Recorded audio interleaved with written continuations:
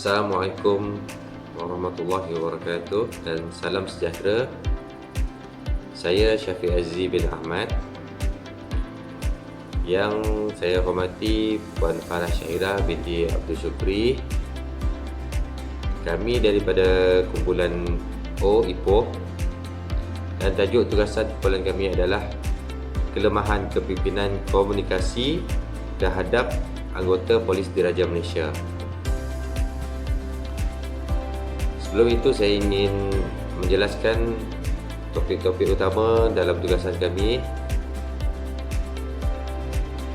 Yang pertama, komunikasi kepimpinan di dalam organisasi. Yang kedua, isu komunikasi yang berlaku terhadap kaki tangan PDRM.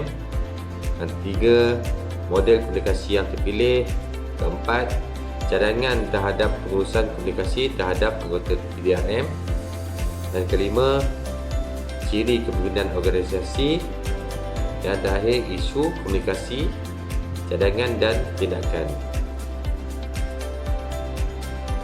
Okey, saya terus kepada perkenalan.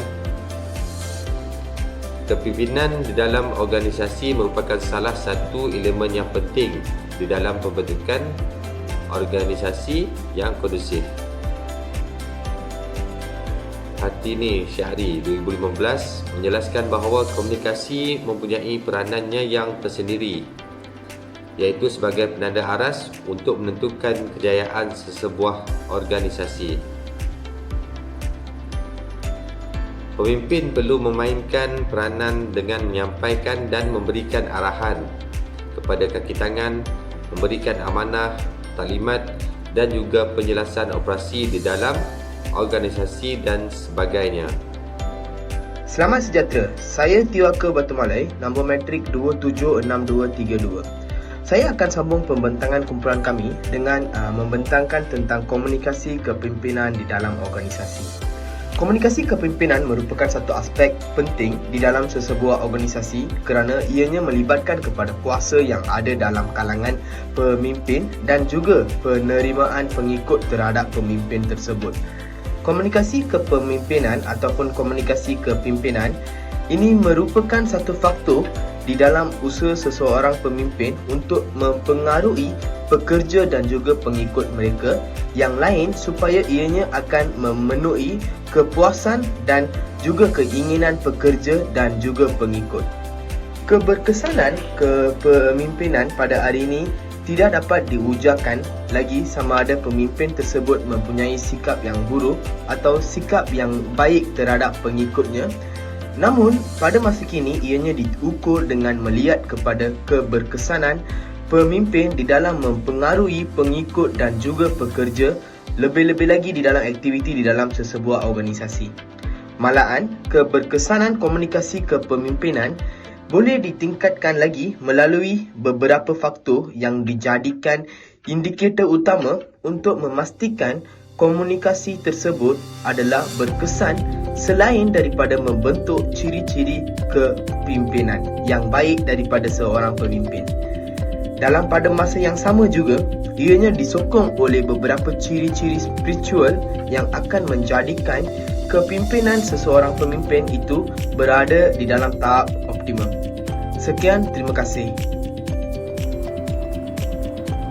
Ciri-ciri kepimpinan di dalam organisasi, iaitu yang pertama, mahir di dalam mengendalikan komunikasi yang sedia ada di dalam organisasi.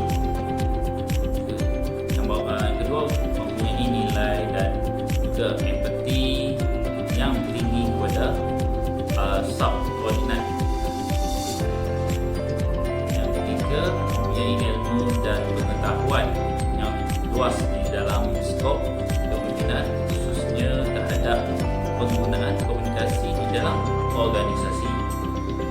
Dan yang keempat, mempunyai komitmen yang tinggi di dalam menjalankan tugas. Nama saya Akram Izzanuddin, nombor matrik 275939. Di sini saya akan menerangkan tentang konsep komunikasi kepimpinan organisasi. Seorang pemimpin yang berjaya sekiranya pekerja bawahan mengikut arahan yang diberikan, Malah sekiranya arahan tersebut berjaya menyelesaikan operasi seharian di dalam organisasi seperti yang telah dijadualkan oleh seseorang pemimpin.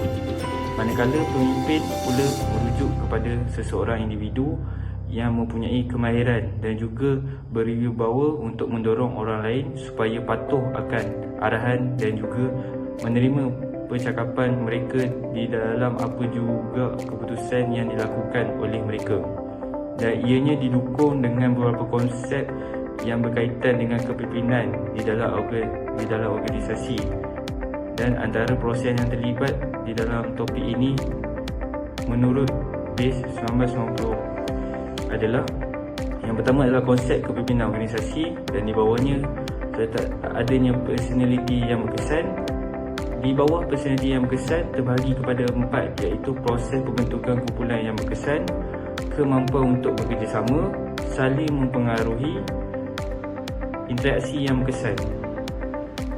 Seterusnya adalah model komunikasi yang dipilih. Berdasarkan kepada permasalahan yang berlaku terhadap kelemahan komunikasi kepimpinan di dalam Jabatan Polis Diraja Malaysia, kita dapat menjelaskan bahawa teori komunikasi yang berkesan untuk diaplikasikan adalah komunikasi dua hala yang telah diperkenalkan oleh Sarjana Osgood pada 1945, di mana ianya merupakan salah satu bentuk komunikasi kepengurusan yang melibatkan kepada dua pihak, iaitu merangkumi kepada penyampaian mesej dan penerima mesej untuk diadaptasikan supaya ianya dapat difaham dengan lebih mudah. Semasa penghantar mesej ingin menyampaikan mesej kepada penerima mesej, maka komunikasi tersebut akan melalui kepada beberapa fasa pentafsiran mesej. Ia akan disampaikan berdasarkan kepada situasi komunikasi yang berlaku. Sekiranya penyampaian mesej tersebut adalah gagal, maka ianya akan menyebabkan komunikasi tersebut akan tidak seimbang dan juga kurang berkesan untuk diaplikasikan di dalam organisasi. Assalamualaikum dan salam sejahtera. Saya Muhammad Zulfikri bin Alizan dan saya akan menyentuh tentang isu komunikasi yang berlaku terhadap kaki tangan anggota PDRM. Okey, isu yang pertama yang dapat dilihat di dalam PDRM adalah berkenaan dengan kegagalan pihak kepimpinan, iaitu pihak atasan di dalam jabatan untuk membuat penilaian dan juga mengenal pasti akan setiap karakter anggota yang ada di dalam jabatan tersebut. Hal ini akan menyebabkan kegagalan komunikasi kepimpinan itu sendiri di dalam jabatan, dan dalam pada masa yang sama juga komunikasi tersebut akan mengalami permasalahan masa yang daripada aspek tertentu.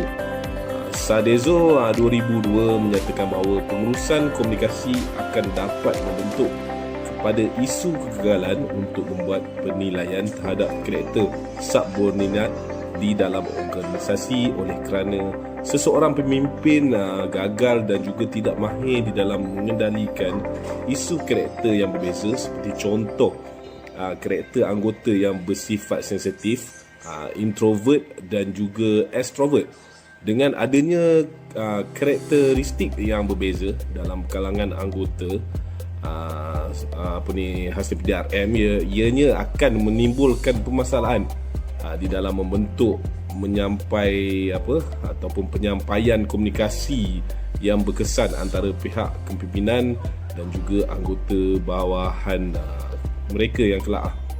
Seterusnya, yang kedua, isu kebiasaan yang berlaku di dalam komunikasi kepimpinan di dalam jabatan PDRM. Okey, dalam sebuah organisasi khususnya terhadap Jabatan Polis Diraja Malaysia adalah isu terhadap sikap pemimpin yang tidak terbuka di dalam membentuk komunikasi yang lebih longgar dan juga mendata, oleh kerana berkemungkinan ianya berpunca daripada jawatan dan juga pangkat yang dimiliki oleh seseorang anggota dan juga pegawai, sehingga kan ianya telah menyebabkan isu keterbukaan untuk menerima komunikasi yang disampaikan oleh seseorang pemimpin di dalam PDRM berlaku. Hal ini kerana tidak semua bentuk komunikasi yang disampaikan oleh pemimpin dapat diterima oleh anggota, oleh kerana kebanyakan isu yang berlaku adalah pihak kepimpinan tidak dapat memahami dan juga menghayati bagaimana anggota bekerja untuk menjayakan operasi di dalam jabatan mereka seharian. Tidak hanya setakat itu saja, setiap kesalahan yang dilakukan oleh para anggota di dalam jabatan, maka pemimpin akan memberikan arahan yang tidak masuk akal dan juga ia mustahil untuk dicapai melalui pendekatan yang diberikan oleh pemimpin. Sekaligus komunikasi kepimpinan yang dilakukan oleh pihak atasan adalah gagal untuk disampaikan oleh kerana ianya ialah tidak menepati kepada kriteria komunikasi kepimpinan. Dan isu yang terakhir ialah kelemahan pemimpin untuk mengendalikan komunikasi yang bersesuaian. Sadezo juga 2002 menyatakan antara isu yang sering berlaku di dalam Jabatan Polis Diraja Malaysia adalah melibatkan kepada bagaimana pihak kepimpinan di dalam jabatan ini tidak mahir dan juga lemah di dalam mengendalikan komunikasi yang berkesan kepada anggota bawahan mereka. Antara contoh yang dapat dijelaskan adalah berkenaan dengan pemimpin tidak mahu untuk menerima cadangan dan juga pendapat daripada anggota bawahan dan menyatakan bahawa pendapat daripada anggota bawahan adalah tidak relevan berbanding mereka yang memegang jawatan yang tinggi di dalam organisasi tersebut. Maka dengan hal ini jelas kita melihat bahawa komunikasi kepimpinan ini secara dasarnya adalah gagal oleh kerana pemimpin tidak dapat membentuk hubungan komunikasi yang baik bersama dengan anggota. Terima kasih. Salam sejahtera, saya Satiswa Anwar Kipala Krishnan, nombor metrik 276428. Cadangan terhadap pengurusan komunikasi terhadap anggota polis Diraja Malaysia. Pemimpin perlu mengetahui ciri-ciri untuk menjadi seorang komunikator yang baik ketika berkomunikasi dengan setiap anggota kerja. Antara ciri-ciri pemimpin yang baik adalah seperti berikut: membentuk dan juga mengawal tingkah laku serta menunjukkan kesopanan dan juga budi pekerti yang baik ketika kita memulakan komunikasi. Pemimpin mereka perlu menggunakan akal untuk membentuk sesebuah komunikasi kerana akal, panca indera dan juga sistem biologi manusia ini secara semula jadi telah dibentuk untuk membolehkan mereka berkomunikasi dengan baik. Pemimpin juga perlu peka dengan keadaan sekeliling dan penggunaan perkataan serta gaya bahasa yang tepat dan juga nada suara yang bersesuaian ketika menyampaikan mesej. Assalamualaikum warahmatullahi wabarakatuh dan salam sejahtera. Saya Nurul Katia Sohana binti Ramli, nombor metrik 276180. Di sini saya ingin menjelaskan beberapa perkara yang dapat dipertimbangkan oleh pemimpin sebagai langkah dan tindakan untuk pengurusan komunikasi yang berkesan. Antara langkah-langkahnya adalah menjelaskan tujuan mesej dan juga matlamat yang ingin disampaikan. Sebagai seorang pemimpin di dalam organisasi, mereka perlu mempunyai kemahiran yang tinggi di dalam membentuk satu keberkesanan komunikasi yang ingin disampaikan kepada anggota di dalam organisasi di setiap peringkat dan untuk memastikan keberkesanan komunikasi dapat dicapai dengan baik. Sebagai seorang pemimpin, mereka juga perlu peka terhadap isi maklumat yang ingin disampaikan selain daripada membuat susunan mesej tersebut dalam keadaan yang memuaskan dan juga dapat difahami dengan baik. Oleh itu, sebelum memulakan komunikasi bersama-sama dengan anggota di dalam organisasi, mereka perlulah membuat analisa tentang maklumat-maklumat yang akan disampaikan sama ada ianya adalah relevan dan juga tidak menyinggung perasaan mana-mana pihak. Tindakan yang seterusnya yang perlu dilakukan oleh seorang pemimpin untuk pengurusan komunikasi adalah dengan memahami orang lain yang berada di dalam organisasi sebelum kita meminta mereka untuk memahami pemimpin tersebut.